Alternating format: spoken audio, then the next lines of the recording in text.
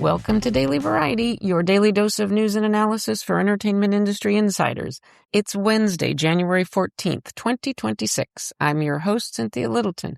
I am co-editor-in-chief of Variety alongside Ramin Satuda. I'm in LA, he's in New York, and Variety has reporters around the world covering the business of entertainment. In today's episode, we'll hear from Variety's Gene Mattis as he breaks down the schedule and the issues on the table for this year's Hollywood union negotiations. The contract bargaining is set to begin February 9th when SAG-AFTRA sits down with the Alliance of Motion Picture and Television Producers. But before we get to that, here are a few headlines just in this morning that you need to know. Fresh off big Golden Globe wins for Adolescents, Matriarch Productions has signed a first-look deal with Disney+. The British production company is led by Stephen Graham, who starred in Adolescents, and his wife Hannah Walters. My colleague Alex Rittman in London had the scoop. The vinyl comeback is real, thanks in large part to Taylor Swift. Sales of vinyl albums rose nearly 9% last year, according to Luminate's year-end report on the music biz. Swift's album, The Life of a Showgirl, moved an astounding 1.6 million units. The next biggest seller was Sabrina Carpenter's Man's Best Friend, with 292,000 units sold. Euphoria really is coming back to HBO. The first trailer is out, touting the show's third season premiere on April 12th. All of these stories and so much more can be found on Variety.com right now.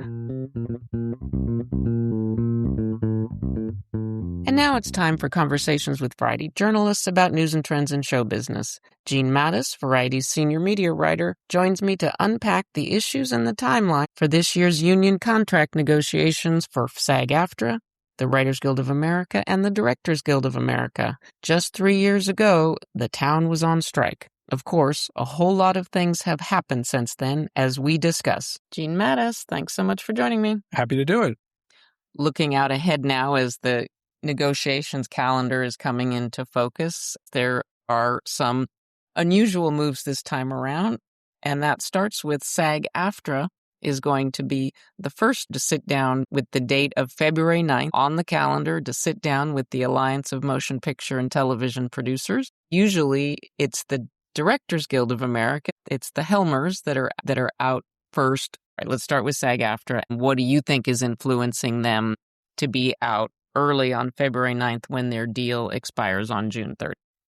I think the consensus is that there's still a lot more work to be done on AI. Obviously, it's much more of a tangible thing now. You saw the OpenAI deal with Disney not too long ago. So that's really starting to be less of an abstract concern and more of a tangible concern. We saw the Tilly Norwood thing, which was 95% hype, but there was 5% of substance to it, and that caused a lot of concern. And then obviously the Disney OpenAI thing, and when you look into the details of that, like they very sort of consciously, deliberately carved around the rights that SAG-AFTRA secured for itself last time, and so made sure that we're not going to, do likenesses and we're not going to do human representations and it's all going to be animated characters. But still, if that takes off, if that becomes a thing that people enjoy doing with Darth Vader and Yoda and so on, like, why wouldn't they try to expand it to the things that involve recognizable human actors? Then, that's getting into a territory that's obviously a very major concern for a lot of actors of like, am I competing with myself? The settlement that allowed the business to go back to work in 2023 involved the use of actors from existing material. If a studio wanted to use an actor's license from existing material, they would need to get both consent and some form of compensation. That was a tenuous truce, but do you have any anecdotal information about how that's gone? Are people getting those phone calls? Are extras getting their $1,000 or $1,500 as was spelled out in the last contract? That is a good question. What I'm aware of certainly is on the synthetic front, which has gone to the sort of Tilly Norwood dynamic, where you're creating an actor out of thin air that's obviously based on thousands or hundreds of thousands of performances of other actors. And like, do the people whose work went into that training data set get any compensation for that? And the answer as of now is no. But they also did negotiate for at least notification of the union if studios were going to do something like that. And so far, none has notified the union that that is actually a thing that they are doing. And it's a question for political leaders, too, in Washington, D.C., in Sacramento, and so on. So whether that gets resolved in the bargaining table, I'm not sure. But I can certainly foresee that people will try to get something more on that front. It's not gone unnoticed that big tech has the president's ear and seemingly vice versa. And then on the streaming front, I feel like they wanted a much more aggressive, ambitious, lucrative arrangement than they ended up settling for. And so the question is, can they go back and get a little bit more this time around? Especially they're sitting down at a time when Netflix is poised to swallow up Hollywood's single largest studio. It would seem like making big gains in that streaming residual is going to be more elusive than ever. And I think obviously it all comes down to leverage. I'm sure do have a more credible strike threat than they have had before. And neither side ever wants a strike, but does that remove leverage from one side more than the other is sort of an open question. Am I right in thinking that when SAG-AFTRA sits down with the AMPTP, they are going to need some kind of an influx to shore up their health plan? That will certainly be a topic of discussion. I feel like it's a much more urgent topic, honestly, for the Writers Guild and to maybe a little lesser extent for the Directors Guild, but really for the Writers Guild. We wrote about a month or two ago that the Writers Guild health plan lost $120 million in 2 years. And one of those years was the strike year. So you can understand why nobody was working and they were still getting their health coverage. So obviously you would run a deficit. But then when everybody went back to work, they were still losing money in the health plan. And that's obviously a function of there's just a lot less work happening and there's still a lot of people on the plan. And the AMPTP, honestly, their number one goal going into this is about addressing the benefits and how can we restructure the benefits. And they put out a rather lengthy and detailed document going through how all the unions, SAG, WGA, DGA, all of them have pretty good health benefits. So there's a lot of things that they would like to talk about on the benefit front that could get really thorny because anytime the union hears anything that smells like rollbacks, that's a fighting word. That's a flashpoint. And so segueing in here to talking about the Writers Guild of America, they are scheduled at this point to start March 16th. Mm-hmm. And for a contract that ends May 1st. Yeah, they've definitely told their members that the health plan is going to be a headline issue. Traditionally, they talk for a couple of weeks, they take a couple-week break, they might have a strike authorization vote during that break, then they go back to the table. It's a very ritualized process. In terms of AI for the writers, they did come away from 2023 with the explicitly stated that writing is work done by humans. But do you think, has there been any end run around some of those protections? I think we would have heard if there had been anything significant, but have you heard anything anecdotal about that explicit language is being disregarded? The concern, again, I think is on the training side. We'll see what they come up with in terms of proposals, but the big thing they didn't get was some sort of control over whether their work could be used to train AI models. And now in the 3 years since, we've had some studios working with AI companies. So I think that is still the big unfinished business on that issue from the Writers Guild standpoint. They got a deal that was like, if company policy allows it, you can use AI in your writing and it just won't affect your pay. That was the big thing. And so of the big three, the last to go, which is usually the first to go, but this time around it'll be the DGA is scheduled to start talks on May 11th with, again, the contract expiring June 30th. Did it surprise you that they are going to be the last to go this time around? SAG-AFTRA is, while they're going first, I don't know that anybody expects that they will actually finish before the writers start. I mean, it's possible, but I don't think it's particularly likely. So what you probably have is SAG-AFTRA talks for a month or so with a big, long list of issues, and then they go on a break, they talk to WGA, they talk to DGA, and then they come back to SAG-AFTRA at the very end. So the whole idea in the past has been the DGA sort of comes in early and sets the pattern for the others. Well, that went out the window in 2023. So now everybody's going to sort of be focused on their own thing, focused on what their own individual priorities are, and it may all align in the end. Given the great leaps and advances in generative AI in video form, the ability for AI tools to create a quick shot so that you don't have to send a second unit out on location to grab that sunset. You can just recreate that. Is that an area where you could cut a quick corner that would, in the aggregate and in the long term, have a real impact on jobs? Are you hearing people talk about that from the director's point of view? Honestly, the directors have been the least concerned of the three about AI.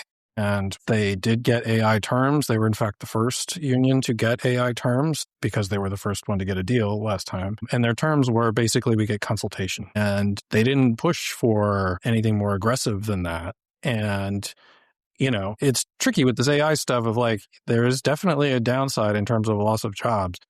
There's also an upside in terms of if things are more efficiently done or more cheaply done, then you can do more things. And so weighing those things, you don't want to throw the baby out with the bathwater, right? You want to capture the upside. You want to protect yourself from the downside. So I feel like the DGA of all three of those is sort of most inclined to embrace that thinking that, this is not all bad and that there's potentially some value if we could do this thing more efficiently. We should mention, by the way, that AMPTP has floated this idea of doing a 5-year contract, which seems a little far-fetched, but stranger things have happened. And they would be willing to pay a lot of money, clearly, to do that, to buy an extra bit of labor piece as well. So that's an interesting trial balloon that's been floated on their part. Talking specifically about the AI front, in this environment, 5 years, that would really seem to be a hard sell because 5 years, we've seen things change and grow so much in basically 2 years since the previous deal. That would seem they would have to put a lot of money and a lot of incentives on the table at this time when a lot of the studios are quite frankly hurting. Paramount is just starting a rebuilding process. Warner Brothers is very much in a state of uncertainty. All of this just makes for a very, very difficult environment to do anything that's like a real radical break with the past. They would really have to have a tangible sack of money on the table to say this was worth committing to this, because they would be committing themselves out to 2031, which really does sound like an eternity. On the AMPTP side, employer side, they have new leadership in Greg Hessinger, who is not a stranger to Hollywood. He had been at AFTRA for years. Any sense of how that new dynamic there is going to play, and anything else that you think is on the AMPTP's agenda? I think what makes this year unusual, remember the pandemic year of 2020, where they punted every significant issue for 3 years because there was literally zero leverage because nobody was working. And so similar to that, we're in a position where there is very little work happening currently, and nobody wants to snuff out what little embers of recovery might be out there. And so that might argue for a less contentious negotiation on both sides. But once the negotiation gets underway, they are dealing with very thorny issues, particularly on the healthcare front. It will be a tough sell to members to get them to ratify.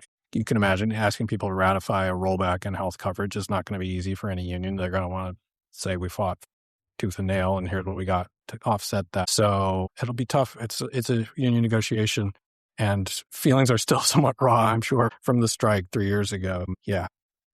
In hindsight, it's very clear that 2023 was the last throes of the peak TV boom that kept so many people working and led to related frustration, and that really, really deflated. And so this time around, the dynamics are very different. So, wow, a lot to watch for. Thank you, Gene, for putting this all in context, as it's a little less than a month away for SAG after the sit-downs. Yep, absolutely. We'll stay on it. As we close out today's episode, here's a few things we're watching for. Another turn of the screw in the Warner Brothers Discovery sale is coming as Netflix is poised to adjust its bid for the company. They're about to turn to an all-cash deal rather than a mix of cash and stock.